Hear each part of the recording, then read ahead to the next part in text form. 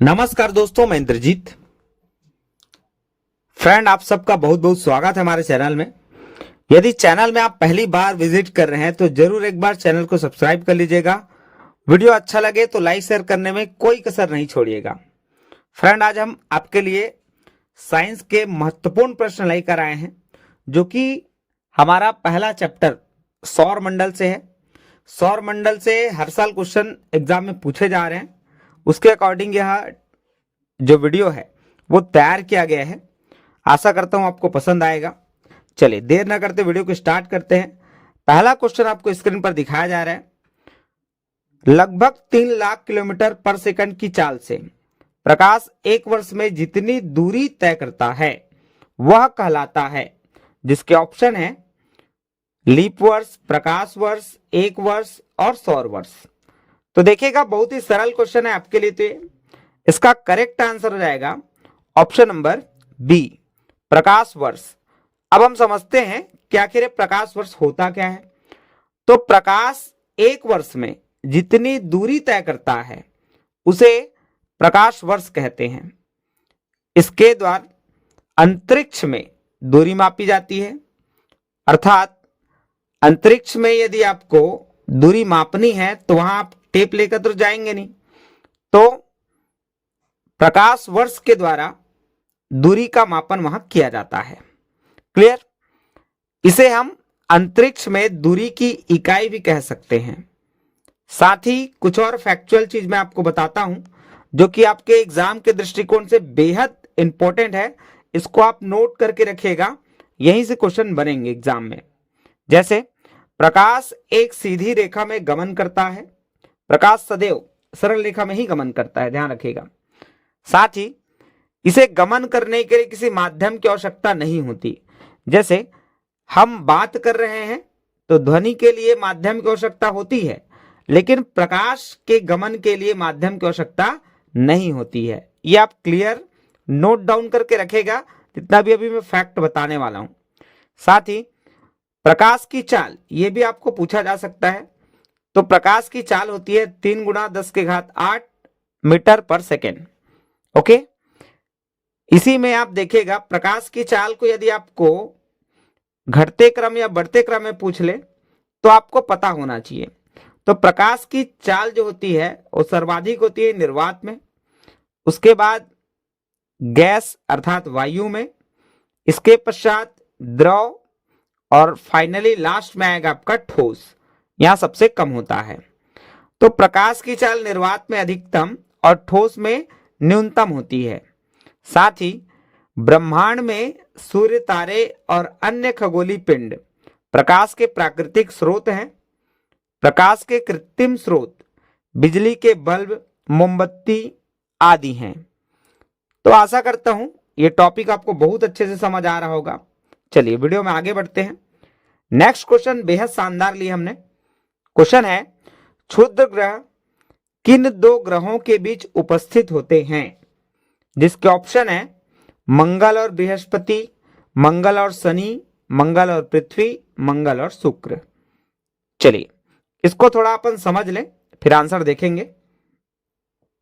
तो क्षुद्र ग्रह होता क्या है, पहले देखते हैं अपन।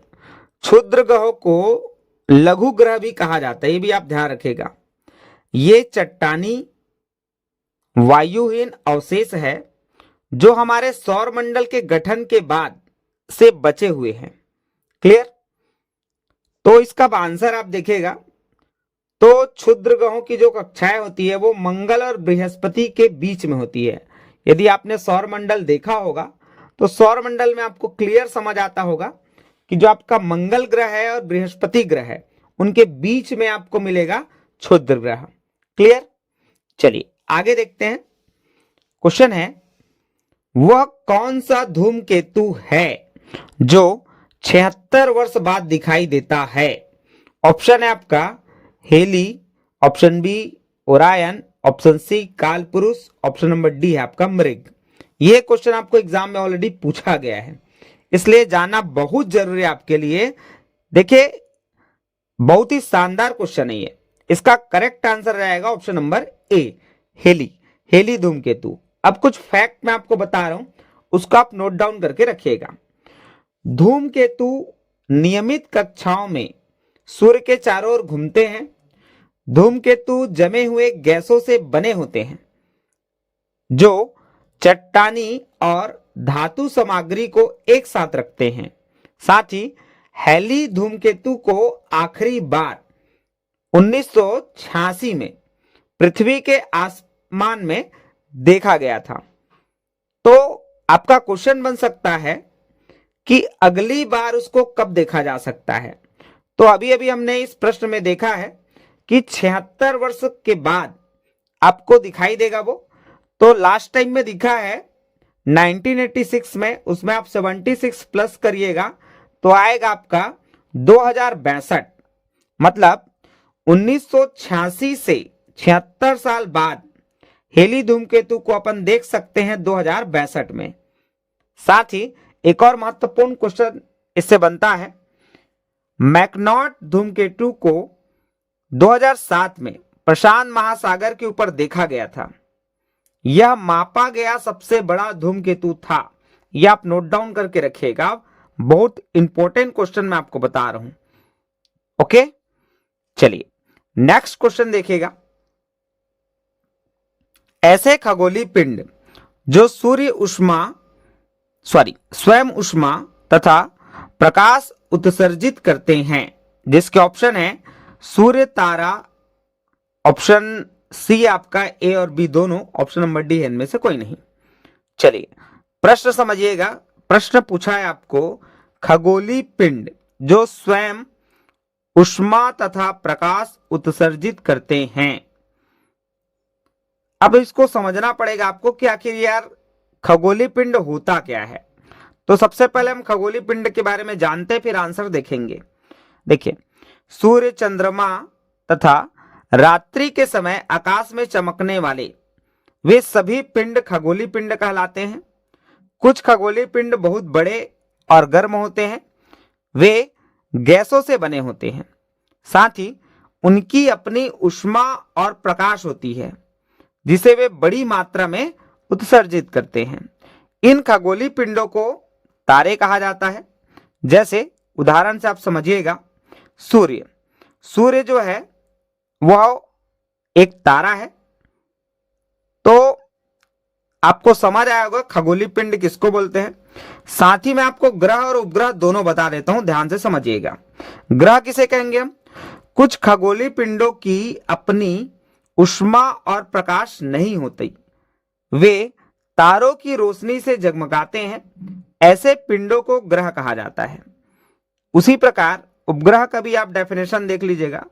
उपग्रह एक खगोलीय पिंड है जो ग्रहों के चारों ओर उसी तरह घूमता है जैसे ग्रह सूर्य के चारों ओर घूमते हैं। क्लियर? समझ गए होंगे आप बात। जिस प्रकार जो ग्रह है वो सूर्य के चारों ओर परिक्रमा करता है, ठीक उसी प्रकार उपग्रह ग्रह का परिक्रमा करता है। जैसे चंद्रमा पृथ्वी का एकमात्र उपग्रह है और प्राकृतिक उपग्रह है। यह भी आपको एग्जाम में पूछा जा सकता है कि पृथ्वी का एकमात्र उपग्रह और वो भी प्राकृतिक। तो प्राकृतिक उपग्रह जब भी बोलेगा तो आपको आंसर लेना है चंद्रमा। क्लियर? चलिए इस प्रश्न का आंसर हम देखते हैं। इसका करेक्ट आंसर हो जाएगा ऑप्शन नंबर सी, ए व बी दोनों, क्योंकि हमको क्वेश्चन पूछा है स्वयं ऊष्मा तथा प्रकाश उत्सर्जित करते हैं। तो सूर्य और तारा दोनों, क्योंकि सूर्य भी एक प्रकार का तारा ही है, इसलिए यह आंसर हम ले रहे हैं ऑप्शन नंबर सी, ए और बी दोनों। क्लियर? चले नेक्स्ट क्वेश्चन देखिएगा। बेहद शानदार क्वेश्चन है। क्वेश्चन है, वह ग्रह जिनमें जीवन है, जिसके ऑप्शन है बुध, मंगल, शनि और इनमें से कोई नहीं। चलिए समझते हैं। आप सभी पृथ्वी में रहते हैं और पृथ्वी में ही अब तक जीवन संभव हो पाया है, लेकिन हमारा क्वेश्चन है वह ग्रह जिनमें जीवन संभव या जीवन है। तो ऑप्शन आप देखिएगा, कहीं भी आपको पृथ्वी नहीं दिखाई दे रहा है, इसका ही मतलब इसका करेक्ट आंसर होगा ऑप्शन नंबर डी, इनमें से कोई नहीं। तो पूरे सौर मंडल में केवल पृथ्वी पर ही जीवन संभव है। साथ ही जो ऑप्शन है उसको भी थोड़ा डिफाइन कर दूं मैं आपको, जैसे दिया मंगल और बुध और शनि। तो इसके बारे में थोड़ा थोड़ा जान लें आप, क्योंकि क्वेश्चन आगे आएगा इससे। देखिए बुध के बारे में जानते हैं, यह सूर्य का निकटतम ग्रह है। यह एक अत्यंत गर्म ग्रह है। इसका कोई भी चंद्रमा या वलय नहीं होता। यह सौरमंडल का सबसे छोटा ग्रह भी है। यहां एक लाइन आपको समझना पड़ेगा, इसका कोई चंद्रमा या वलय नहीं है, इसका ही मतलब है इसका कोई उपग्रह नहीं है। जैसे पृथ्वी का उपग्रह होता है चंद्रमा, प्राकृतिक उपग्रह, उसी प्रकार बुध का कोई भी वलय या फिर उपग्रह नहीं है, यह आपको समझना है। साथ ही मंगल ग्रह के बारे में हम सभी जानते हैं कि मंगल ग्रह को लाल ग्रह के नाम से भी जाना जाता है। यह परीक्षा में पूछा गया प्रश्न है। मंगल ग्रह को लाल ग्रह के रूप में भी जाना जाता है। साथ ही इसका जो लाल रंग होने का कारण है वो है लौह ऑक्साइड। मंगल ग्रह में लौह ऑक्साइड की उपस्थिति के कारण ही यह लाल रंग का हमको दिखाई देता है। मंगल के फोबोस और डिमोस नामक 2 उपग्रह हैं। क्लियर? पृथ्वी के बाद मंगल कई कारणों से हमारे सौर मंडल का सबसे अधिक रहने योग्य ग्रह है, यह भी ध्यान रखिएगा। अब इसमें रिसर्च चल रहा है, बाकी अभी पुष्टि नहीं हो पाई है।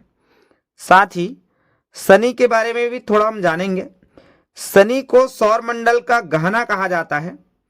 यह एक वैलिद ग्रह है और आप सभी जानते हैं कि इसमें एक रिंग लगा हुआ है, छल्ला वलय के समान, इसलिए इसको वलयित ग्रह भी कहते हैं। यह बृहस्पति के बाद दूसरा सबसे बड़ा ग्रह है। यह भी आपको नोट डाउन करके रखना है। यह क्वेश्चन आपको पूछा जा सकता है कि बृहस्पति के बाद सौर मंडल में सबसे बड़ा ग्रह और कौन सा है। क्लियर? चलिए अगला क्वेश्चन देखिएगा, बहुत ही शानदार क्वेश्चन है, मजा आ जाएगा क्वेश्चन पढ़ के आपको। क्वेश्चन है, वह तारामंडल जिसकी आकृति शिकारी की तरह दिखाई देती है, जिसके ऑप्शन है ओरायन, सप्त ऋषि मंडल, ध्रुव तारा, इनमें से कोई नहीं। चलिए इसका करेक्ट आंसर हो जाएगा ऑप्शन नंबर ए, ओरायन तारामंडल। देखिए हमको प्रश्न में बोला है शिकारी, तो ओरायन तारामंडल की जो आकृति है वह शिकारी की तरह दिखाई देती है।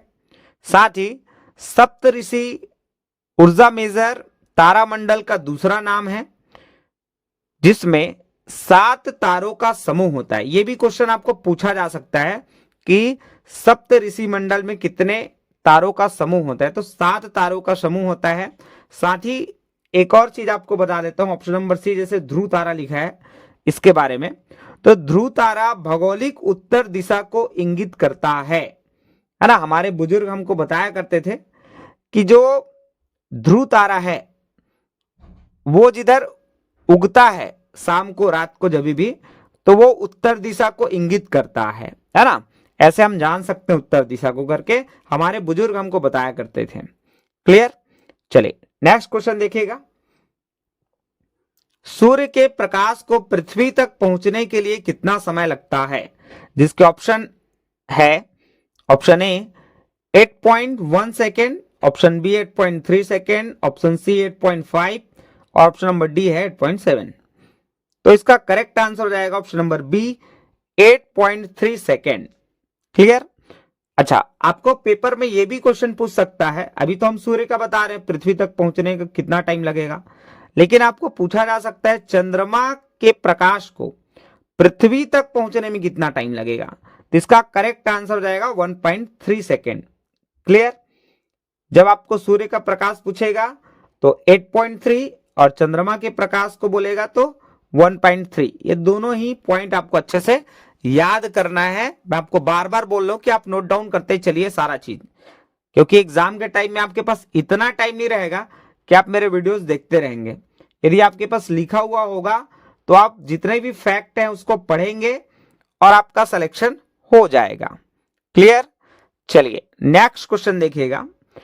क्वेश्चन है, वह पिंड जो स्वयं प्रकाश उत्सर्जित नहीं करते किंतु प्रकाश को परावर्तित करते हैं क्या कहलाएंगे? ऑप्शन चेक करिएगा। ग्रह और उपग्रह, ग्रह और तारे, ग्रह और सूर्य, और इनमें से कोई नहीं। इसका करेक्ट आंसर हो जाएगा ऑप्शन नंबर ए, ग्रह और उपग्रह।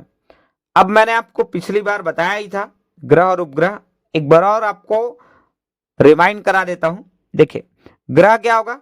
कुछ खगोलीय पिंडों की अपनी ऊष्मा और प्रकाश नहीं होता, वे तारों की रोशनी से जगमगाते हैं, ऐसे पिंडों को ग्रह कहा जाता है। साथ ही उपग्रह के बारे में भी जान लेते हैं।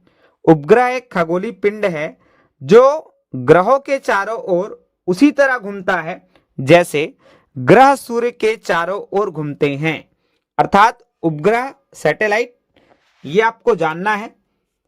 और इसका करेक्ट आंसर हो जाएगा ऑप्शन नंबर ए, ग्रह और उपग्रह। क्लियर? तो ये बहुत शानदार क्वेश्चन था। इसके बाद अगला क्वेश्चन देखते हैं अपन। देखिए, इस टाइप के क्वेश्चन आपको एंट्रेंस एग्जाम में पूछा जा सकता है। क्वेश्चन है, ऐसा मैच करने वाला या कूट में क्वेश्चन पिछले बार भी पूछा गया था, इसलिए आप इसको बिल्कुल इग्नोर नहीं करेंगे और अच्छे से इसका प्रिपरेशन करेंगे। देखिए, एक साइड आपको आकाशीय पिंड दिखाया जा रहा है और एक उस साइड में उसका वर्णन है ना। कुल मिला के आप कह सकते हैं कि उसका डेफिनेशन है या मैच करना है उसको। तो देखिए, क्षुद्र ग्रह, तो आपको इसमें पढ़ना है कि कौन सा क्षुद्र ग्रह के लिए ऑप्शन हो सकता है। साथ ही उल्का पिंड और धूमकेतु और ग्रह, ये सभी आपके पास। तो इसमें मैच करेंगे तो आपका करेक्ट हो जाएगा ऑप्शन नंबर डी, है ना, क्योंकि पहले का पहला ही आंसर होगा, दूसरे का आंसर हो जाएगा आपका बी का थर्ड नंबर का, और सी का सेकंड नंबर का, और डी का हो जाएगा फोर्थ नंबर का। क्योंकि क्षुद्र ग्रह का भी परिभाषा मैंने आपको बताया है, छोटे चट्टानी पिंड मुख्यतः मंगल और बृहस्पति ग्रह के बीच पाए जाते हैं, क्षुद्र ग्रह होंगे। उल्का पिंड हो जाएगा आपका चट्टान के छोटे छोटे टुकड़े जो पृथ्वी के वायुमंडल में प्रवेश करते ही जलने लगते हैं, जलना स्टार्ट करते हैं। उसी प्रकार धूमकेतु आप देख सकते हैं, लंबी चमकती पूंछ वाली खगोलीय पिंड। और ग्रह, तो ग्रह हो जाएगा बेटा आपका पृथ्वी सहित तारों की परिक्रमा करने वाला पिंड। ठीक, इस प्रकार आपको यह आंसर को देना है। क्लियर? चलिए नेक्स्ट देखिएगा। हमारे सौर मंडल का सबसे गर्म ग्रह कौन सा है? जिसके ऑप्शन है शुक्र, प्लूटो, मंगल ग्रह और बुध। तो इसका करेक्ट आंसर हो जाएगा ऑप्शन नंबर ए, शुक्र। इसमें बहुत ज्यादा कंफ्यूजन रहता है, तो उसको कंफ्यूजन में आपको दूर कर देता हूं। एक्चुअली क्या है, सूर्य से दूरी के अनुपात में ग्रहों की सतह का तापमान ठंडा होते जाता है। शुक्र इसका अपवाद है, क्योंकि सूर्य से इसकी निकटता और सघन वायुमंडल इसे हमारे सौर मंडल का सबसे गर्म ग्रह बनाते हैं। शुक्र सूर्य से दूसरा और हमारा निकटतम पड़ोसी ग्रह है, यह भी आप याद रखेगा, क्योंकि यह भी आपको क्वेश्चन में पूछा जाएगा। शुक्र और मंगल दोनों हमारे पास में है, लेकिन यदि सबसे पास में बात करें तो मंगल है, और ये शुक्र आपका दूसरा पृथ्वी से निकटतम ग्रह होगा। क्लियर? आगे थोड़ा सा इसमें समझने योग्य एक चीज और बता रहा हूं मैं आपको। इसका जो सघन वायुमंडल एक ग्रीन हाउस प्रभाव में ऊष्मा को अवशोषित कर लेता है, जिससे यह हमारे सौर मंडल का सबसे गर्म ग्रह बन जाता है, जहां सतह का तापमान गर्म हो जाता है। इस प्रकार हमारा आंसर हो जाएगा सौर मंडल का सबसे ज्यादा गर्म ग्रह शुक्र। क्लियर? तो ये रहे आपके बहुत ही इंपॉर्टेंट क्वेश्चन। आशा करता हूं आपको समझ आया होगा। तो फ्रेंड, आप अपने फ्रेंड को शेयर करिए इसको। वीडियो अच्छा लगा हो तो लाइक करने में यार कोई कसर ना छोड़िए, और मिलते हैं अपन नेक्स्ट वीडियो पर। तब तक के लिए thank you so much for listening and watching my video.